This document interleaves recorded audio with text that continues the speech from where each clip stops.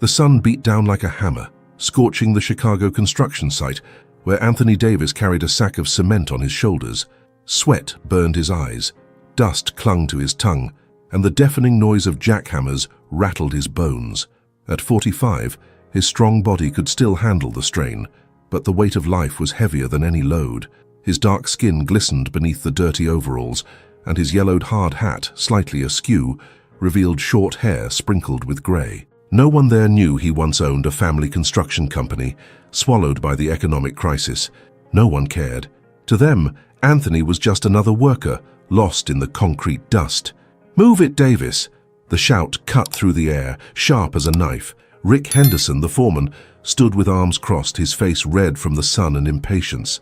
His narrow eyes, under thick eyebrows, stared at Anthony like he was a nuisance. "This ain't a picnic. Get those legs moving." Anthony clenched his teeth, adjusting the sack on his shoulder. The acrid smell of cement mixed with the heat that glued his shirt to his back. He wanted to speak up, to say the worksite's pace was wrong, that the beams on the third floor were misaligned. He saw the floor clearly, like a blueprint dancing in his mind, but he swallowed the words. He couldn't risk the job. Not with Clara's medical bills piling up on the kitchen table and Maya dreaming of art school. He was a civil engineer, but here, on this site, he was just a pair of calloused hands. "Yeah, boss," he muttered, low enough not to sound defiant, loud enough to be heard. He dropped the sack into the cart with a dull thud, the sound muffled by the machine's hum. Beside him, Carlos, a younger worker with a backwards cap, gave a half smile. "Don't let Rick get to you, man. He yells at everybody, but with you it's personal," Carlos said, wiping sweat from his forehead with his forearm. "What did you do to make him hate you like that?" Anthony shrugged, eyes fixed on the horizon of steel and concrete. "Nothing, just doing my job." But he knew it wasn't just that. Rick didn't like the way Anthony carried a quiet certainty, like he knew more than he let on, and Anthony did. He saw mistakes in the structure like flashing lights, a misfitted beam, a wrong calculation in the foundation. He had built bridges, buildings, dreams. Now he carried cement and swallowed humiliation to support his family. At lunch, the site quieted down, except for the clinking of cutlery on lunchboxes and muffled conversations. Anthony sat in a corner beneath a tattered tarp that barely blocked the sun. The smell of homemade food, rice, beans, a piece of meat Clara insisted on packing, brought momentary relief. He opened the lunchbox, steam rising hot against his face, and for a second he closed his eyes. He could almost hear Maya's laugh, the way she made faces while drawing at the living room table. He could feel Clara's hand gripping his, even with the weakness her illness had brought. "Hey, Anthony, you ever work on a big site?" Carlos plopped down beside him, cracking open a soda with a hiss. "You seem like you know more than most guys here." Anthony hesitated. The truth was on the tip of his tongue. "I built entire buildings, designed bridges that are still standing," but saying that would open a door he had locked years ago. Instead, he gave a tired smile. "I've seen a thing or two," he replied, cutting a piece of meat with a plastic fork. "What about you, Carlos? Why are you here?"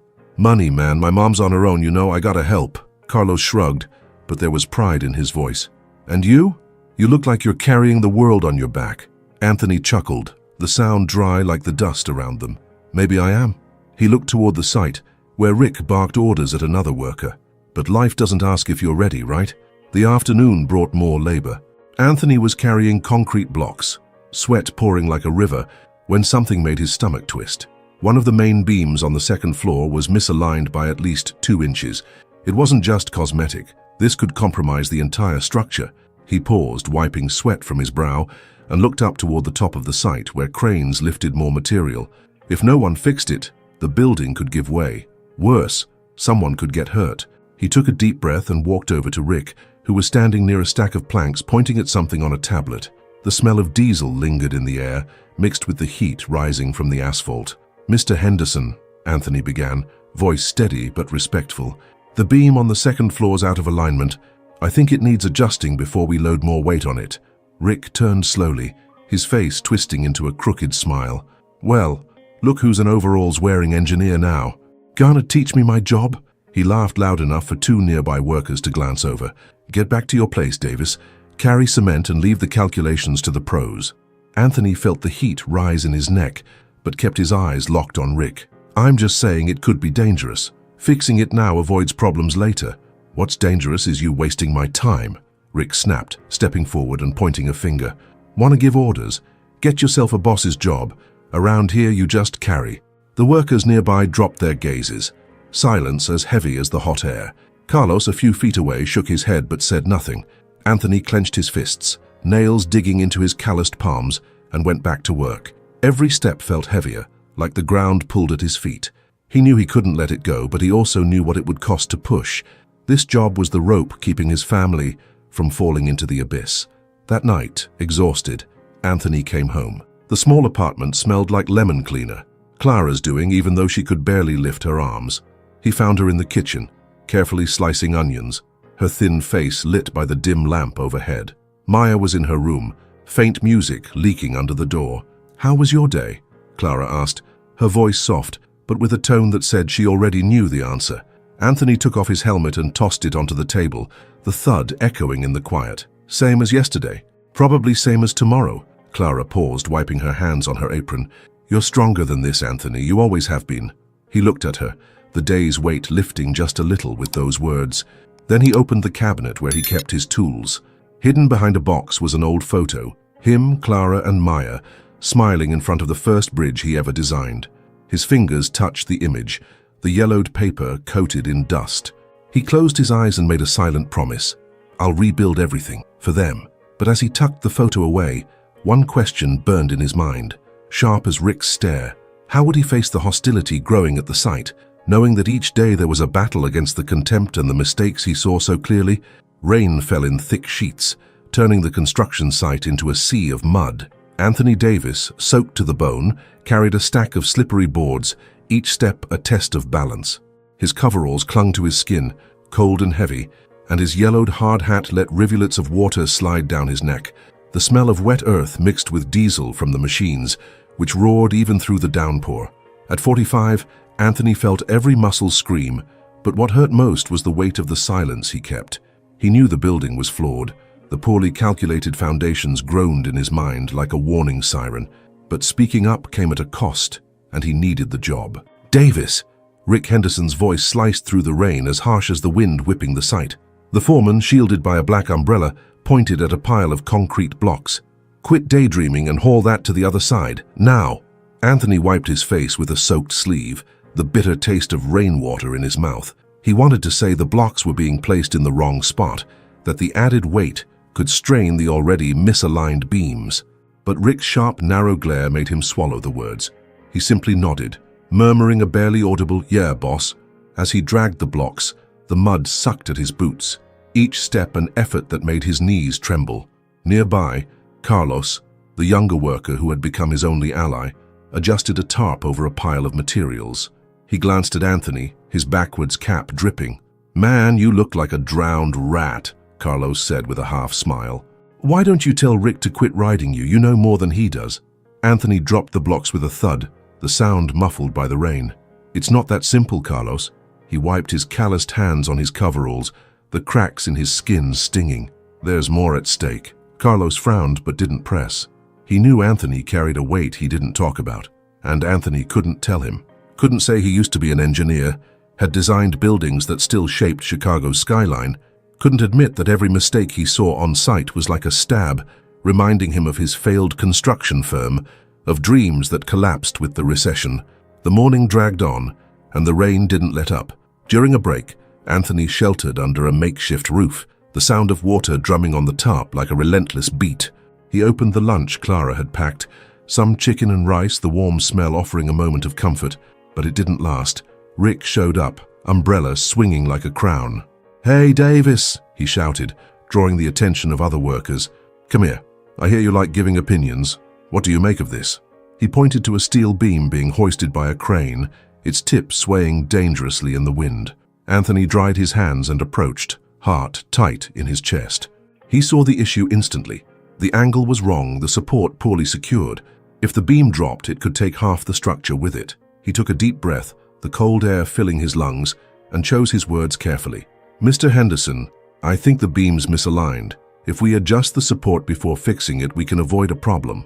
His voice was firm but calm, like he was explaining to a colleague, not challenging a boss. Rick laughed, a dry sound louder than the rain. "Look at Mr. Know it all in coveralls. He turned to the workers who watched in silence. Listen to the professor here. Maybe he wants my badge, huh? What do you think, Davis? The group laughed. Some nervously, others following Rick's lead. Anthony felt heat rise up his neck, blood pounding in his ears. He wanted to yell that he knew more about beams than Rick ever would, but the image of Clara, pale in her hospital bed, and Maya, sketching with worn-out pencils, held him back. He lowered his eyes, fists clenched. "Just trying to help, boss," he said, voice low but steady. "Then help by hauling those blocks and shutting up," Rick shot back, already turning away. "This site doesn't need heroes." The workers returned to their tasks, the rain drowning out their murmurs. Carlos walked over, patting Anthony's shoulder. "Man, you were right. I saw the beam. It's off. But Rick, he doesn't listen." Anthony nodded, the weight of humiliation like a stone in his chest. "Sometimes you just gotta endure, Carlos." But as he said it, he knew enduring was getting harder. Later in the locker room, changing out of his soaked coveralls, Anthony saw Carlos fixing a loose joint on a machine. He noticed the problem before the engine seized and quickly tightened the piece with a wrench. Carlos looked up, surprised. "How'd you know it was about to break?" he asked, wiping the tool. Anthony gave a tired smile. "I've seen it before." He didn't say more, but the look of respect on Carlos's face was a small relief, like a sliver of sun breaking through clouds. That night at home, the apartment was quiet except for the soft sound of the TV in Maya's room. The lemony scent of cleaning product lingered, mixed with the aroma of soup Clara was heating in the kitchen. Anthony sat at the table, his body aching, his hands still caked with mud. Clara approached, her thin face lit by the dim kitchen bulb. She touched his shoulder, her fingers light but firm. "Everything okay?" she asked, her voice laced with worry. Anthony looked at her, frustration burning in his throat. "Rick humiliated me in front of everyone today, just because I tried to help." He ran a hand over his face, exhaustion weighing heavy. "I know the site's wrong, Clara, but if I speak up, I lose the job. And we can't—" Clara squeezed his hand, cutting him off. "You're more than that site, Anthony. You always have been." She smiled, the kind of smile that held years of struggle. "Do it for Maya and for yourself. One day they'll see who you are." He wanted to believe her, but doubt clung to him like the rain outside, cold and relentless. He kissed her forehead, the scent of her hair bringing a moment of peace.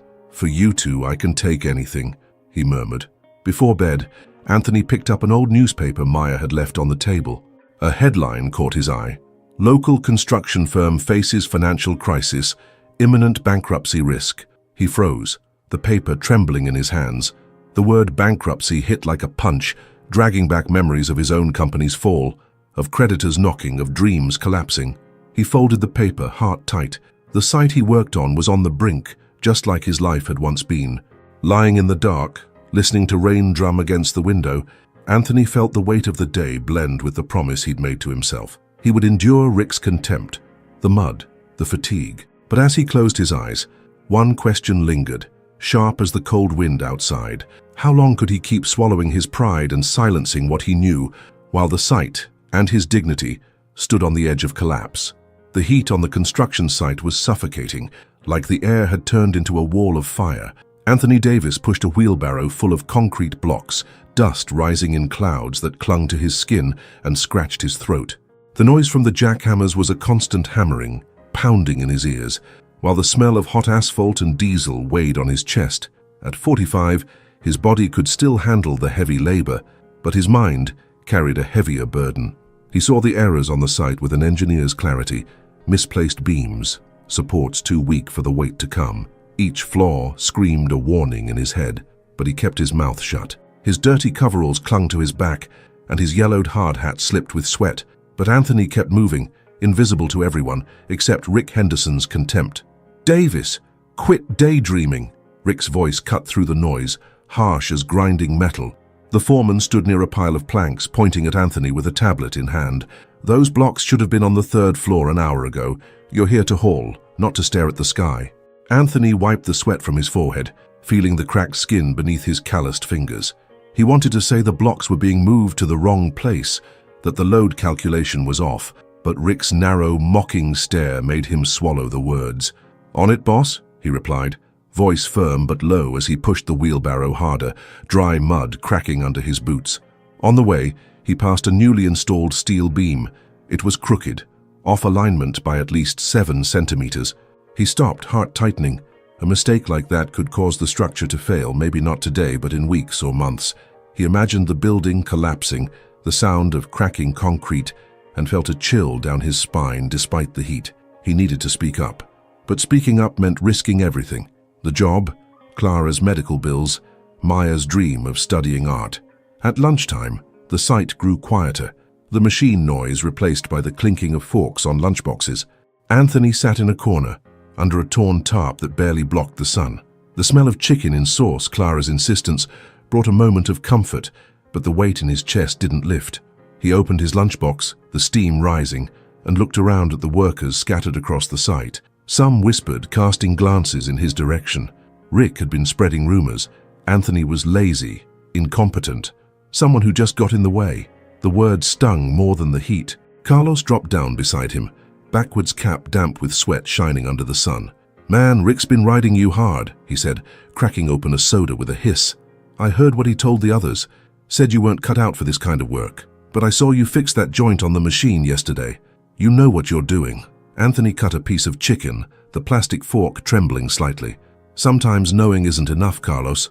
He looked out at the horizon of steel and concrete, the city glittering in the distance. "Rick doesn't want to hear it. And the others, they follow him." Carlos shook his head, his voice rising with frustration. "That's bullshit, man. You tried to warn him about the beam and he humiliated you in front of everyone. I was there. That beam's off, I know it is. Why don't you push it?" Anthony looked at Carlos, his brown eyes heavy with exhaustion. "Because I can't lose this job. Not now." He thought of Clara, pale in her hospital bed, and Maya drawing with worn-down pencils, dreaming of a future he could barely afford. "Some things are bigger than my pride." Before Carlos could respond, Rick appeared, his heavy steps crunching over the dry earth. "Hey Davis, enough chit-chat," he barked, drawing glances. "You're already holding up the job. You want me to send you home for good?" Carlos stood up, his body tense. "He's eating, Rick. Leave the guy alone." Rick laughed, a dry sound that echoed through the site. "Defending the know-it-all now, Carlos. Careful you don't end up like him." He pointed at Anthony. "Get up and get back to work. Those blocks won't haul themselves." Anthony swallowed the rest of his food, the sour taste of humiliation mixing with the sauce. He stood, his body protesting, and returned to the wheelbarrow. Carlos watched him go, shaking his head but saying nothing else. The other workers avoided eye contact. Some chuckled quietly, others just looked uneasy. Anthony felt the walls closing in, as if the entire site was pushing him out. That night at home, the apartment was quiet, except for the muffled sound of the TV in Maya's room, the lemon scent of cleaning product mixed with the aroma of warm bread Clara had heated in the kitchen. Anthony sat at the table, his hands still dust-stained, his body drained. Clara approached, her thin face lit by the dim lamp. She touched his shoulder, her fingers trembling slightly. "It's worse, isn't it?" she asked, her voice soft but heavy with worry. Anthony looked at her, frustration burning like an ember. "Rick's spreading talk that I'm useless. The others are starting to believe it." He ran a hand over his face, feeling the lines of fatigue. "And I know the site's a mess, Clara. The beams, the supports, everything's off. If no one fixes it, something bad's going to happen. But if I say anything, he'll fire me." Clara sat beside him, her eyes shining with a strength that illness hadn't stolen. "You've always been the man who fixes things, Anthony. Bridges, houses, our family." She gave him a small, steady smile. "Don't let Rick erase that. Maya needs to see you fight." He held her hand, her warmth against his calloused palm. "I don't know how much more I can take, Clara," he confessed, voice barely a whisper.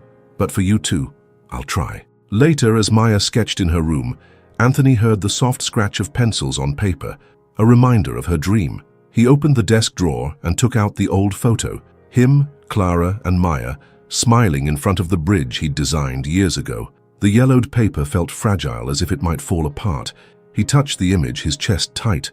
Life had knocked him down once, but he'd promised he'd rise again. Now, every day on the site felt like a test of that promise. The next morning, the site was busier. Rick gathered the workers, his face red with sun and authority. "Listen up," he said, voice rising above the machines. "We've got an inspection in 2 days. If this site isn't perfect, heads are gonna roll. Got it?"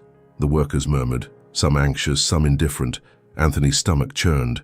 He knew the inspection would uncover the very mistakes he'd seen: crooked beams, weak supports.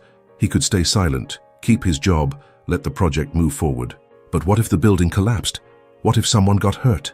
He looked at Rick, barking orders like he owned the place, and felt the weight of the decision pressing down. As he returned to work, hauling more blocks under the sun that scorched his neck, Anthony realized that his next attempt to call out the mistakes would carry more risk than ever. He could save the project, or lose everything. The roar of the machines seemed to scream the question that haunted him. What would happen when he finally stood up to Rick, knowing the cost might be his job, his family's only lifeline above the abyss? The construction site boiled under the Chicago sun, the heat rippling in the air like a trembling veil. Anthony Davis pushed a wheelbarrow full of concrete blocks, the squeak of the wheels drowned out by the roar of the jackhammers. The smell of hot asphalt and dry dust scratched at his throat, while sweat streamed down his forehead, dripping onto his dirty coveralls. His yellowed, hard hat, crooked on his head, exposed grey-streaked hair.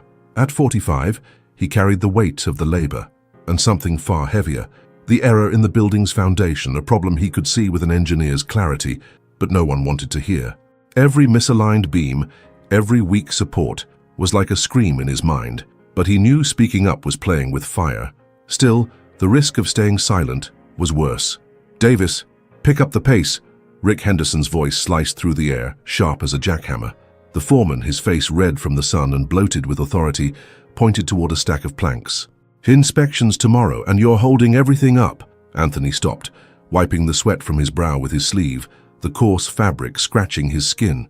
He looked over at the foundations, where the freshly poured concrete concealed a serious flaw. The base was uneven, unable to support the building's weight. He imagined the collapse, the sound of twisted steel, dust rising like a storm. He couldn't stay quiet. Not this time. "Mr. Henderson," he began, voice firm but controlled, as if walking on glass. "There's a problem with the foundation. The leveling is off, and if we don't fix it now, the building won't hold." Rick turned slowly, his narrow eyes gleaming with disdain. "So now, the block hauler's an engineer?" He laughed, a dry sound that echoed across the site, drawing glances from nearby workers. "You don't know construction, Davis. Quit making up problems and get back to your job." Anthony felt his blood pulse in his ears, the heat rising up his neck. He clenched his fists, his nails digging into calloused palms. "I'm not making it up, boss. I know what I'm saying. If we don't fix it, we're headed for trouble." He pointed at the base, where the concrete was beginning to crack, barely noticeable to the untrained eye.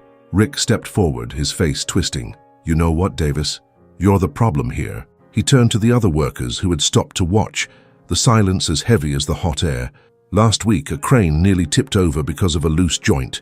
And who was nearby? You. Now you come talking about the foundation. I've had enough of your screw-ups. Anthony froze. The loose joint hadn't been his fault. He had fixed it, and Carlos had seen it. But Rick's lie was a blade, cutting deep. "That's not true," he said, his voice shaking with restrained fury. "I fixed the joint. And the foundation? That's enough," Rick shouted, his finger aimed like a weapon. "People like you aren't cut out for real work. Grab your tools and get out of here, Davis. You're fired." Silence fell over the site like a stone. The workers who had been pretending to stay busy now openly stared, the sound of machines muffling their whispers. Anthony felt the weight of Rick's words, each one like a blow. Heat surged through his body, mixing with sweat, and his hands trembled as he gripped the wheelbarrow.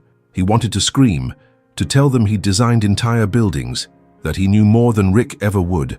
But Clara's face, pale in her hospital bed, and Maya's dream, sketched with worn-out pencils, held him back. He swallowed his rage, the bitter taste of humiliation burning his throat. "All right, boss," he said, voice hoarse, barely audible. He let go of the wheelbarrow, the clatter of tools echoing on the ground. Without looking back, he walked toward the locker room, the sound of his boots in the mud like a funeral drum. The stares from the others were heavy, some filled with pity, others with indifference. Carlos, just a few feet away, opened his mouth to speak, but Anthony shook his head, silencing him. There was nothing left to say. In the locker room, he stripped off the coveralls, the heavy fabric falling like dead skin. The air was thick with mildew and sweat. He opened his locker, grabbed his things, and paused before an old photo hidden behind a box. Him, Clara, and Maya, smiling in front of the first bridge he ever designed. The yellowed paper looked fragile, as if it might crumble at a touch.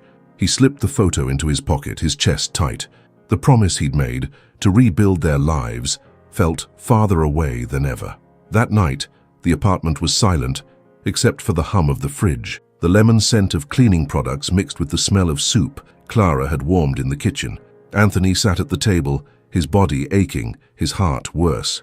Clara approached, her thin face lit by the weak bulb above. She touched his hand, her fingers trembling with the weakness of illness. "What happened?" she asked, her voice gentle but filled with concern. Anthony stared at the floor, the worn boards reflecting his defeat. "Rick fired me," he said, swallowing hard, voice breaking. "Said I'm no good for construction. Humiliated me in front of everyone." Clara squeezed his hand, her eyes shining with a strength he didn't know she still had. "You're more than that sight, Anthony. You've always been more." He shook his head, crushed under the weight of failure. "How am I supposed to take care of us now? Your medical bills are overdue. Maya, she wants that art school so badly." He buried his face in his hands, years of exhaustion collapsing on top of him.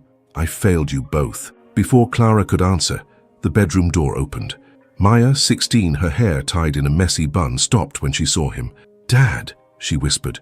She rushed to him, throwing her arms around his neck.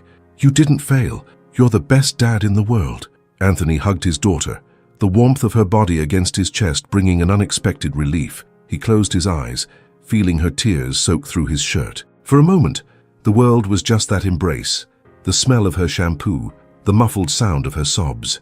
But the pain was still there, like a shadow. Clara joined them, her weak hand stroking Anthony's shoulder.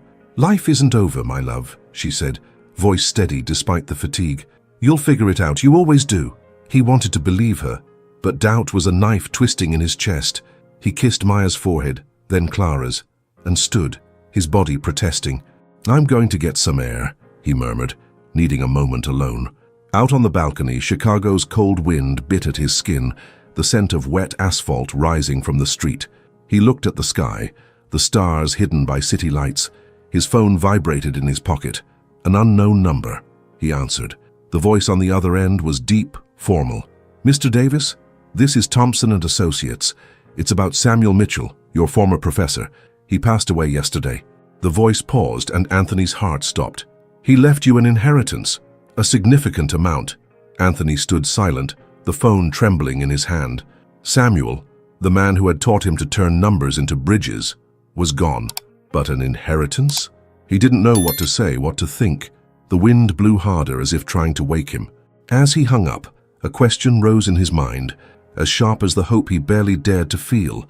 Would this news bring a second chance, or just another weight to carry? The silence of the night weighed heavily in Anthony Davis's small apartment, broken only by the hum of the refrigerator and the ticking of an old clock on the wall. The dim kitchen bulb flickered, casting shadows over the worn-out furniture. A scratched table, creaky chairs, and a pile of bills stacked like a tower on the verge of collapse. The lemon scent of cleaning product mingled with a faint trace of mildew, a reminder of the daily struggle to keep everything together. At 45, Anthony sat at the table, his calloused hands holding his phone, the weight of the layoff still crushing his chest. The call about Samuel Mitchell's death and the unexpected inheritance echoed in his mind, like a beam of light slicing through darkness, but also like a riddle he couldn't quite solve. He looked at the old photo now resting on the table, pulled from his pocket after the call. Him, Clara, and Maya smiling in front of the bridge he'd designed years ago.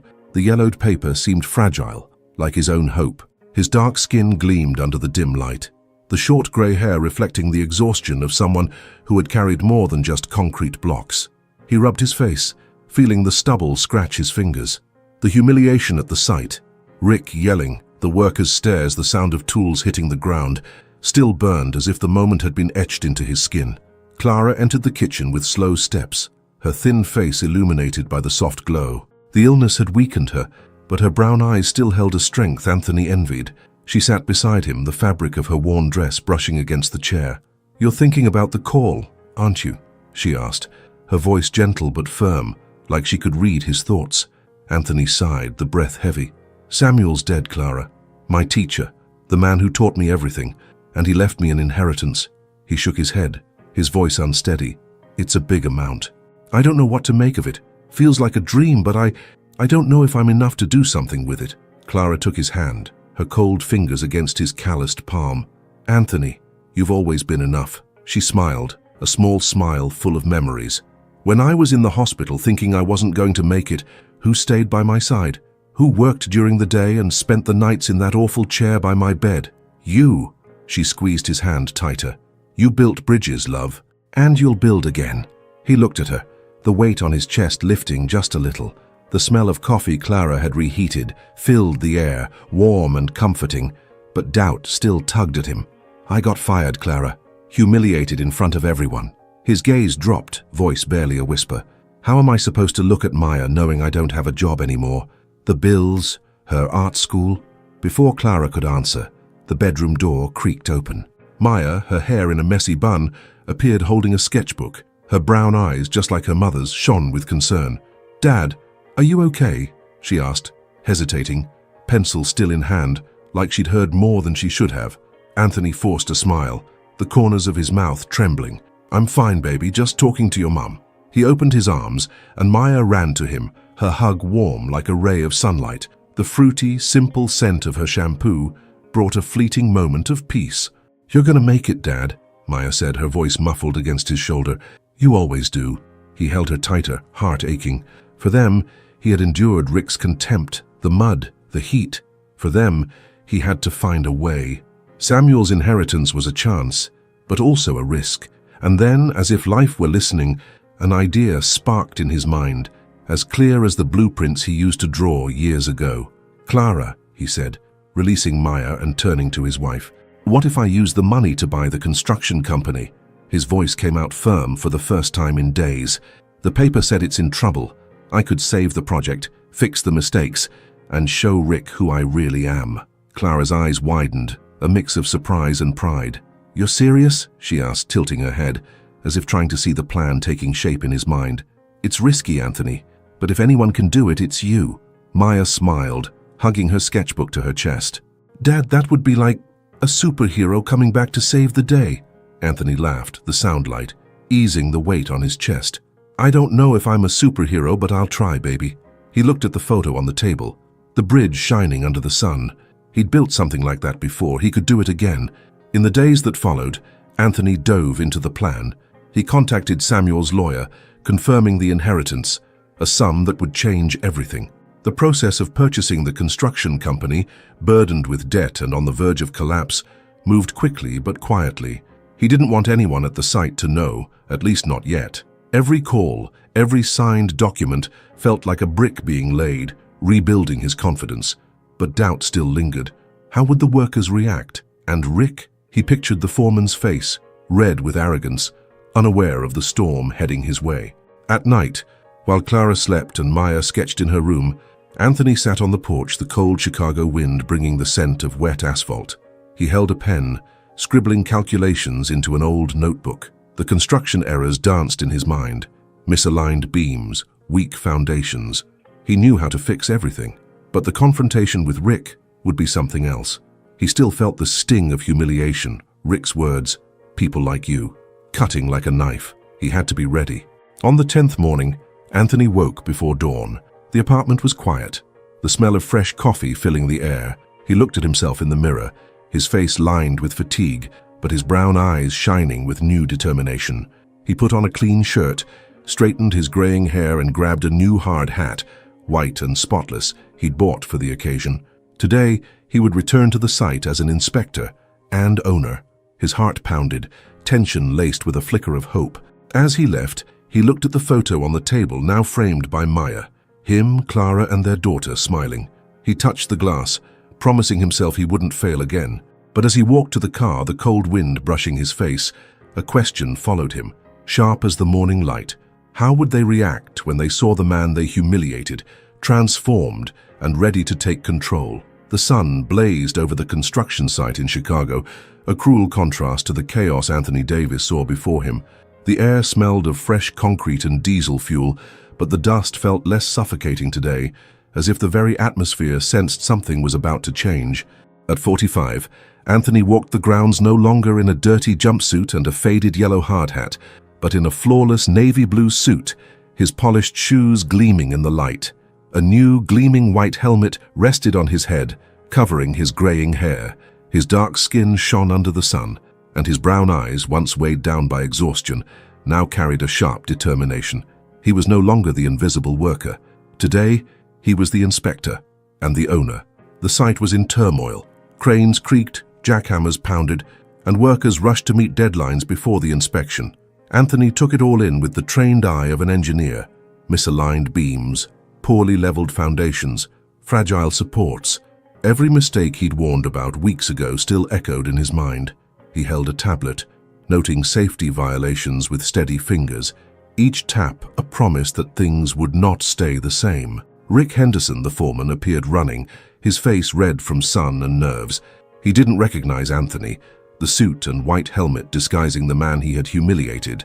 Rick adjusted his sweaty shirt, trying to look professional. "Inspector, sir," he said, his voice full of forced enthusiasm. "Welcome to our site.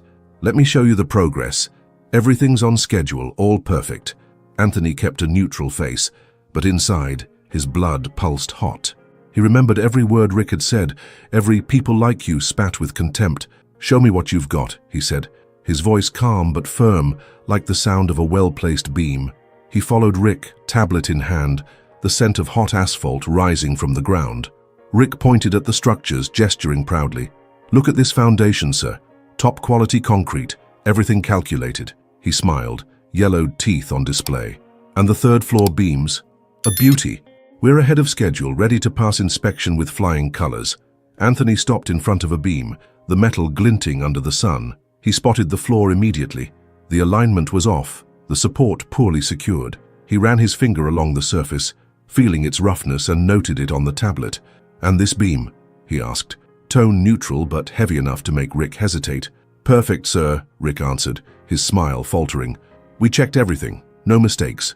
Anthony moved to the foundations, the ground still damp from freshly poured concrete. He crouched, his suit stretching across broad shoulders, and examined the subtle cracks, visible only to someone who knew what to look for. The smell of fresh cement filled the air, mixed with the sweat of workers watching from a distance. He logged another violation, the tap of the screen echoing like a warning. "And here?" he asked, pointing to the base. "Looks like the leveling's off." "That could compromise the building." Rick laughed nervously, a sound that cut through the noise of the site. "Sir, with all due respect, everything's under control. We know what we're doing." He stepped closer, lowering his voice. "These little details won't show up in the inspection. You can trust me." Anthony raised an eyebrow, his heart pounding. He saw Carlos a few feet away, standing with a screwdriver in hand, eyes wide with curiosity. Other workers whispered, sensing the tension in the air. Anthony took a deep breath, diesel and dust filling his lungs. He thought of Clara, of Maya, of the old photo of the bridge he'd built. He thought of every humiliation, every know-it-all in overalls Rick had thrown in his face. The moment had come. "Trust, huh?" Anthony said, voice steady but carrying something deeper. He straightened, his broad shoulders seeming to grow beneath the suit. "Tell me something, Henderson. What do you think of someone who ignores mistakes just to save their own skin? Someone who puts an entire project at risk?" Rick blinked, confused, his smile vanishing. "Sir, the site's perfect. Who says otherwise?" He looked around for support, but the workers remained silent, the sound of the machinery suddenly muffled by the tension. Anthony stepped forward, sunlight hitting his face, highlighting lines of fatigue that now looked like lines of strength. He slowly removed the white helmet, revealing his graying hair, his glowing skin, his brown eyes fixed on Rick. A murmur rippled through the site, and Carlos dropped the screwdriver, the metal clinking on the ground. "I say otherwise," Anthony declared, his voice echoing like thunder. "Because I know what's wrong here, and I know because you never wanted to listen." He paused, the workers' silence heavy as concrete. "I'm Anthony Davis, and I'm the new owner of this construction company." The air seemed to stop. Rick turned pale, his mouth slightly open, eyes wide as if he'd seen a ghost. The workers exchanged glances, some shocked, others with a new gleam of respect. Carlos smiled, a slow smile that said he had always known Anthony was more than he seemed. "And you, Rick Henderson," Anthony continued, voice firm, each word cutting like a blade, "are fired." The silence that followed was deafening, as if the site itself held its breath. Rick tried to speak, stammering. This is a joke, right? You can't—" "I can," Anthony cut in, tablet still in hand, the notes glowing on the screen. "And I will. This project will be fixed. not out of pride, because lives depend on it. He looked to the workers, his voice softening but still strong. "Anyone who wants to do this right with me, stay. Anyone who doesn't, there's the gate." Rick stepped back, his face now red with anger and shame. He opened his mouth, but no words came. He threw the tablet to the ground, the plastic cracking, and stormed off, mud splashing beneath his boots. The workers watched him go, silence echoing like a scream, each of them processing the turnaround. The humiliations, the insults, the people like you. It all took on new meaning now. Anthony stood firm, heart pounding but posture steady. He felt the weight of the photo in his suit pocket, the promise he'd made to Clara and Maya. He looked to Carlos, who nodded, a gesture of loyalty. Other workers began to approach, hesitant but with something new in their eyes. Respect. The sun beat down, heat rising from the ground, but Anthony felt a soft breeze, as if life, for the first time in a long time, was on his side. He pocketed the tablet, adjusted his white helmet and walked through the site, eyes scanning beams, foundations, the future. He knew what needed to be done. But as the workers watched him, some still stunned, others already murmuring about the new boss, a question hung in the air, as clear as the sun above. How would Anthony lead now, with the weight of his past turned into strength, and an entire site looking at him as the man he had always been? Dawn bathed the Chicago construction site in golden light, the clear sky reflecting off the piles of steel and concrete. The air carried the fresh scent of new cement, mixed with the metallic aroma of machines now working in harmony. Anthony Davis walked across the site, his navy blue suit replaced by a polo shirt and a pristine white hard hat firmly on his head. At 45, his dark skin glowed under the sun, his short grey hair highlighting the brown eyes that, for the first time in a long while, shone with purpose. The site was no longer the oppressive chaos of weeks ago. The jackhammers hummed with precision, the cranes moved carefully, and the workers moved in sync as if the very ground had caught its breath again. Anthony stopped in front of the foundations, now repaired. The cracks he had warned about, the ones Rick had ignored, had been fixed, the concrete leveled with exactitude. He ran his hand over the smooth surface, feeling the cold texture beneath his calloused fingers. Every beam was aligned, every support reinforced. He was no longer the laborer hauling blocks through the mud. He was the owner, the engineer he had always been, rebuilding not just the site, but his own life. "Mr. Davis," Carlos approached, his cap turned backward and a wide grin on his face. He held a tablet, his eyes gleaming with pride.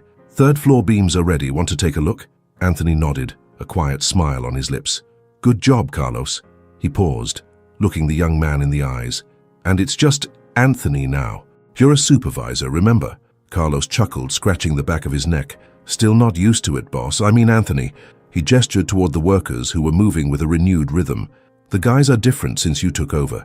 Even João, who used to grumble all the time, is working hard." Anthony looked out at the site, where workers moved boards and adjusted machines. Some who had once followed Rick's lead in ignoring him now greeted him with respectful nods.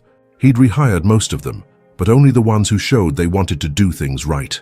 The site felt alive, the noise of tools now a sound of progress, not chaos.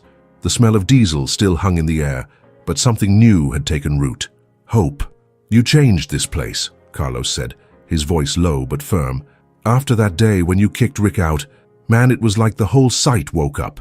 Anthony gave a half smile, remembering the silence that followed Rick's firing, the weight of the workers' stares. "It wasn't just for me, Carlos. It was about doing the right thing." He looked at the foundations, his heart light. "This build will last, and no one's getting hurt." That night the apartment was warm, the smell of homemade lasagna filling the air. Clara, her face less pale, stirred the food in the oven while Maya set the table, humming a song Anthony didn't recognize. The kitchen light, still dim, seemed brighter tonight, reflecting off the simple but clean dishes. Anthony sat down, his body tired, but his chest light. He took off the white hard hat and placed it on the chair beside him, a symbol of all he had achieved. "Dad, tell the story again," Maya said, her brown eyes shining with excitement. She pulled out a chair, her sketchbook beside her, filled with new drawings. "When you took off the helmet and said you were the owner, I bet Rick nearly fainted." Anthony laughed, the sound loose and easy, something he hadn't heard from himself in months. "He went white as a sheet, that's for sure." He looked at Clara, who smiled as she served the lasagna. "But it wasn't about him, Maya. It was for you two and for me." Clara sat down, her fingers intertwining with his under the table. "You always said you'd rebuild, Anthony." Her voice was soft but full of pride. "And look where you are now, back on top. And this time, no one's stopping you." He squeezed her hand, feeling the warmth against his calloused palm. The smell of lasagna, hot and comforting, mixed with her touch, with Maya's laughter. For a moment, the world was perfect. "Maya's going to art school," he said, looking at his daughter. "We're paying for it. And you're going to draw the whole world, baby girl." Maya smiled, her eyes brimming. "I promise, Dad. I'll make it count." Later, while Clara washed the dishes and Maya sketched in her room, Anthony picked up the old photo now framed in the living room. Him, Clara, and Maya smiling in front of his first bridge. He touched the glass, the yellowed paper protected but alive. The promise he'd made, to rebuild everything, was coming true. He thought of Samuel Mitchell, the teacher who believed in him, who left the inheritance that changed everything. "Thank you," he murmured, his voice low as if the old mentor could hear. Weeks later, the project was nearly complete. Anthony walked across the site, now a bridge under construction, the steel glinting in the autumn sun. The air was cooler, the scent of cement blending with the breeze carrying the smell of dry leaves. He stopped at the center of the bridge, the planks beneath his feet firm, solid. He looked out to the horizon, where the city of Chicago stood tall, the buildings he had helped raise still standing strong. Carlos approached, tablet in hand, with his usual smile. "Bridge is done, Anthony. Inspections tomorrow, and this time, everything's perfect." Anthony nodded, his eyes fixed on the skyline. "Good work, Carlos." He patted the young man's shoulder, a gesture of trust. "Let's build more. A lot more bridges." Carlos laughed, gesturing to the structure. "This one's already yours, man, and nobody can take it away." As he walked home, the setting sun painted the sky in orange and purple. Anthony felt the weight of the past dissolve. The scent of wet asphalt rose from the street, the sound of traffic a distant murmur. He thought of Rick, of the humiliation, of the mud he once carried. It all felt small now, like dust blown away by the wind. He opened the apartment door, greeted by the smell of fresh coffee. Clara was in the kitchen, Maya drawing in the living room, and the photo of the bridge shone on the wall. He paused, looking at his family, his heart full. Life, with all its twists, had knocked him down, but it had also lifted him up. He had rebuilt the bridge, and himself. And as he wrapped Clara in his arms, feeling her warmth against his chest, he knew the journey didn't end there. Life, with all its turns, always offered a chance to begin again. Did you enjoy Anthony Davis's story? Leave a comment answering. What did you think about the twist of Anthony taking over the construction company? Have you ever faced injustice at work, and how did you deal with it? What did this story teach you about overcoming prejudice? Don't forget to like, subscribe to the channel, and hit the bell so you don't miss any powerful stories like this one. And before you go, click on the playlist YouTube is recommending on the screen to keep diving into stories that will move you.